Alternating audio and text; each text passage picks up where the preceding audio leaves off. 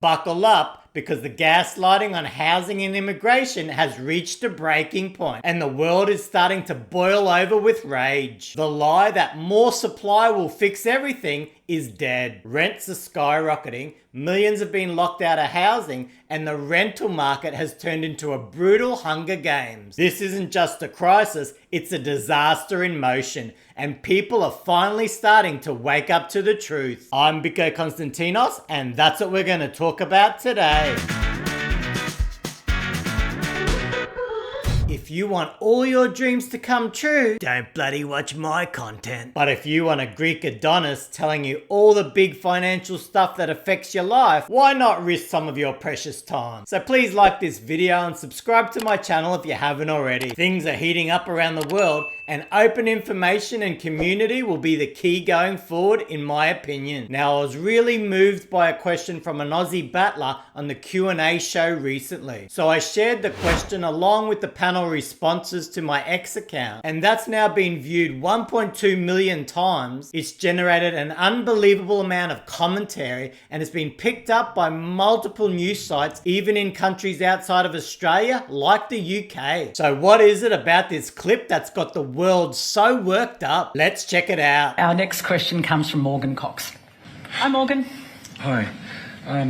I recently got a rent increase notice for an additional $180 a week, which works out to be about 10 grand a year. The rental market in Australia is an absolute disaster. Check out the median advertised rents and what happened after early 2022 when the borders in Australia were reopened and we went on a mass immigration splurge. So not only did renters miss out on crazy house price gains, they suffered through the worst rent surges in history. And even worse, the demand is so great, the rental vacancy rate is at record lows 3 years after the borders were open. So renters have had 3 long years of record low vacancy rate, which means heaps of Australians are competing for basically every single rental. And in some places like Perth, it's almost impossible to secure a place. The only possible way that rents can be surged this fast is when there's overwhelming demand, meaning the landlords can basically jack up the price however high they want, and renters will still try to meet that price because they're desperate to have accommodation. I tried to find a cheaper place and there just aren't any. What little is available, there's dozens of people lined up. Lots of them are immigrants and they have plenty more money than I can possibly get. Morgan here is illustrating the shocking state of Australia's housing market. Housing insecurity is one of the worst situations for people to be in, and sadly, it's happening to more and more people right around the world. Shelter is right up there with food as a basic human requirement. So if the only options are paying a ridiculous rent price or going homeless, you're gonna pay the rent, but your life's going to be an absolute struggle. I'm already working 2 jobs, 1 more rent increase, and my family, my 1-year-old baby, we're facing homelessness and we've got nowhere to go. This is a really devastating situation, and sadly, there's many Australians going through the same thing. Artificially creating a housing shortage due to mass migration pushes people towards poverty and potentially homelessness. And when you've got a family, it can be even harder because you can't just easily share accommodation with other people. And you definitely don't want to put your young children in any sort of unsafe situation. So my heart really goes out to people who are struggling through this disaster. I want to know, is the government going to cut immigration to match housing availability, or are we just going to keep going until every regular working Australian is homeless? What a bloody question. And I think millions of people around the world are feeling the same thing. Are we going to reduce record levels of immigration to immediately ease the pressure on the housing market? Or are we going to continue pushing mass migration levels until more and more regular workers either can't afford the rent or can't even find a rental? Are we going to prioritize our citizens who are currently struggling through policies completely out of their control? Or are we going to completely ignore their desperate pleas?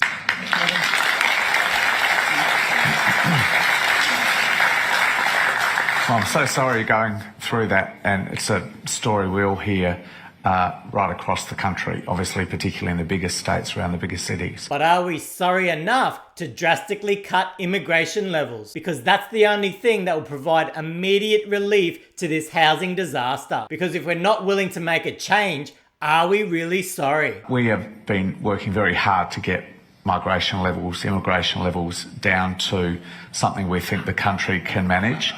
And did you hear that stifled laugh? If policymakers say they're working hard, but the rental vacancy rate has remained at ultra record lows even 3 years after the borders reopened, can we truly believe that statement? There was a few people in that audience that didn't seem to believe it, but I'm sure right around the world, there's millions of other people who are also skeptical. And that's because when policymakers really want to make a change, they can do it immediately. Remember the pandemic and borders were closed overnight? Well, action was certainly taken right away then, but now we're giving off the impression that it's very difficult and very complex and takes a long time. So what's the truth here? what we've found after those efforts is that arrival numbers have returned to about pre-COVID levels, but we're not managing the exits, the people returning back home. So people aren't doing exactly what we wanted them to do. So maybe if we want migration levels to reduce quicker, we need to get more proactive and make sure it happens. So we do want to see those migration numbers get back to something like normal for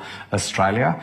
We also know that migration has been an important part of keeping our economy going. There you have it. The economic factor is a major part of the strategy because immigration previously has been called Australia's special sauce. And that's because when more people come, you've got more spending into the economy, you've got more loans being created, which means new money's being pumped into the system, and that does grow the overall economic GDP. But sadly for citizens, it actually means that many of them will go backwards financially. And you can see that clearly highlighted by Australia's dismal GDP per capita. More people in the country puts downward pressure on wages and it puts upward pressure on living costs, especially the main one being housing. It is a fine balance governments of all political persuasions always have to try to strike, but we know we need more houses. Like, we just need to get building more houses. Well, we've now been talking about needing to build more houses for more than 3 years now, but the rental situation hasn't improved,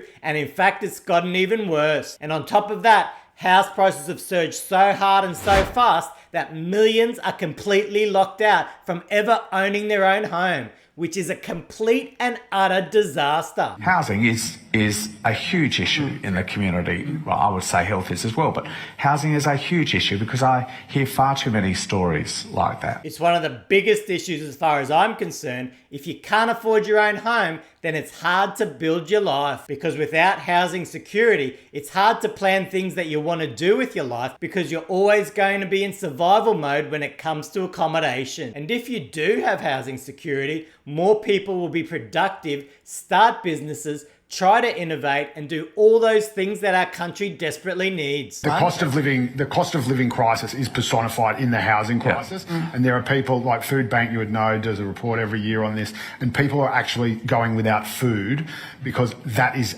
negotiable, whereas having a roof over their family's head is not. This is dead right and highlights the extreme contrast in Australian financial prosperity. On the one hand, you've got people making sacrifices just to ensure they can afford shelter. And on the other hand, you've got people with property portfolios that have risen over 50% in just a few years. We're fast becoming a country of haves and have-nots with nothing much in between. And the migration thing, it is complex because, of course, one of the shortages we have is enough people to build the houses. This argument that we need more migrants to build more houses is completely wrong in my opinion. Out of all the migrants that come into the country, there's only a small percentage that are skilled workers. And out of that small percentage of skilled workers, there's not that many that work in construction. So overall, record levels of immigration just means we need way more houses due to all the extra people requiring shelter.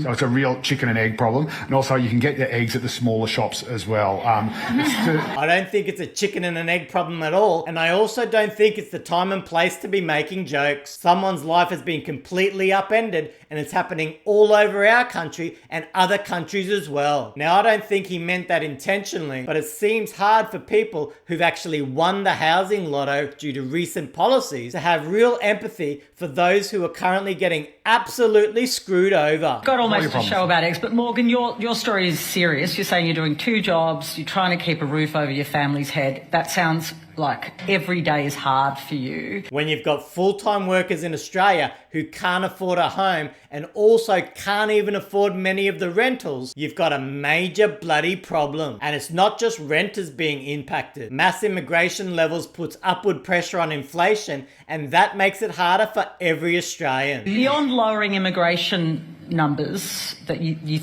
like, competition for housing, are there other things that you're looking for? Well, that's really the main one. And as I understand it, the government makes the laws and decides who comes in. What a statement from Morgan. Reduced immigration is the main change he wants because he knows that will immediately reduce overall demand for housing, and also pointing out that policymakers have that control. People are getting screwed and they really want to feel like those who are in charge of the policies want to make things better. So if you've got 2.5 million people coming in a few years, surely you can say to them, no, we don't have enough houses for you. Matt Keane, you're a former treasurer. Absolutely excellent point. And you notice that Morgan hasn't referred to any race or anything like that. So the debate has nothing at all to do with being racist or even being against immigration. The only thing being asked is to reduce the current record levels of immigration to a much lower levels so that there's more available housing for all Australians. And to me, this is one of the most important debates to be had all around the world because it's currently impacting so many people's lives. Sydney particularly has become a place that so many people can't live in anymore. Yeah, I mean, Is it an immigration issue? Because a lot of people are well, I think it's more complex than that. I mean, and that is one. Well, there is other issues that create speculative demand for property and put upwards pressure on house prices, but to say it's more complex than trying to reduce immigration levels to ease demand, to me, that's letting down those who are currently being pushed to the brink. We need more housing supply. More supply into the system means more availability for renters, for homeowners, more choice. I mean, seriously, has someone provided the same script that we need more housing supply? If that was the answer, we've had 3 years and nothing's gotten better. Housing takes a very long time to build and housing costs have also gone through the roof. So it's obvious that's not going to be our magic bullet, so let's think of other options. The number one priority for governments, a lever that they could pull, is making it easier in our planning system to get stuff built, because there's way too much red tape and green tape that is stopping housing developments, whether it be in Sydney, Melbourne or right across. That's not the number one lever they can pull. We've already discussed what they can do to provide immediate relief, and it's a simple game of mathematics. If you've got 1 million people competing for 200,000 homes, that's going to put upwards pressure on house prices and rents. But if you only had 500,000 people competing for the same available homes, there's going to be less upwards pressure on prices, and it also means it'll be easier to find a home whether you're looking to buy or to rent. That to me is the absolute best lever to pull. Yes, it could bring some economic pain to certain sectors, but it's the best path for all Australians, in my opinion. I want to know, is the government going to cut immigration to match housing availability, or are we just going to keep going until every regular working Australian is homeless? Enough said. I'm Biko Konstantinos.